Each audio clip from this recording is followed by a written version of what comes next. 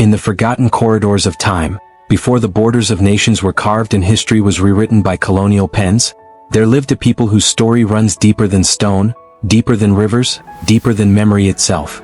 They were the descendants of Ham, one of Noah's sons. And from their line rose kingdoms that shaped the soul of Africa, and the foundations of civilization itself. But who were these people? And why has their legacy been silenced for centuries? Stay with me because this isn't myth and it isn't folklore. This is a journey through the sacred and the historical, a truth hidden in plain sight. The Bible tells us that after the Great Flood, all humanity descended from three sons of Noah, Shem, Japheth, and Ham. Of them, Ham is most closely tied to Africa.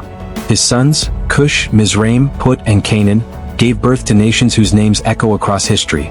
Kush to Ethiopia and Nubia, Mizraim to Egypt, Put to Libya, and Canaan to the Levant. And here's where it gets fascinating, because ancient texts link Ham's very name to meanings like hot, black, or burned. This was no coincidence.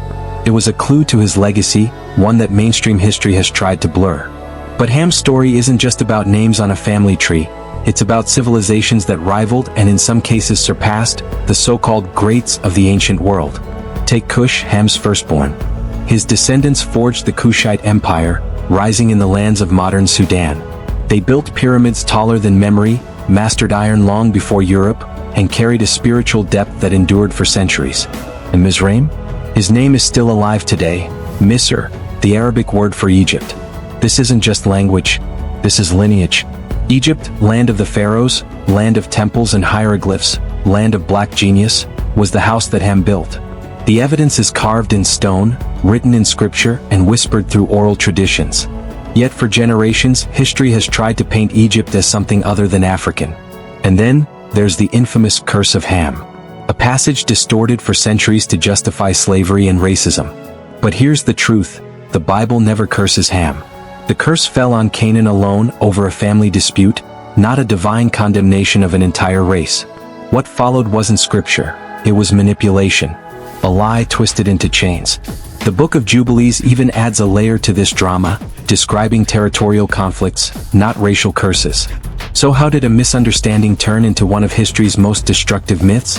That is a question history still wrestles with. Ham's descendants were never confined to Egypt or Kush. Their influence stretched across Africa and beyond, into the Berbers of North Africa, the Nubians of the Nile, the Tuaregs of the Sahara, the mighty Axumite Empire, and the Golden Kingdoms of Mali. Some traditions even suggest their reach extended through ancient trade routes into India and beyond. Their culture was not only African, it was global. And yet, the resting place of Ham himself remains a mystery. Was it Egypt? Sudan? Ethiopia? No one knows. But the Book of Jubilees tells us he was among the first to build post-flood cities, even naming one after his wife. These are the fingerprints of a builder, not the caricature of a savage. When we strip away the distortions, what emerges is staggering. Africa was not a silent backdrop to history. It was the birthplace of innovation, of empire, of divine legacy. The descendants of Ham were builders, scientists, priests, and kings. Their pyramids touched the heavens. Their wisdom charted the stars. Their faith shaped the ancient world. And yet, their story has been buried, erased, misrepresented. So here's the question. If so much of this legacy was hidden, what else still lies in the shadows of history waiting to be reclaimed? This isn't just history, it's a restoration. A call to remember. A call to reclaim. If this story speaks to you, don't just listen, act. Like, share, and join us as we uncover more of the truths the world tried to silence. Because history isn't gone. It's just waiting for us to find it,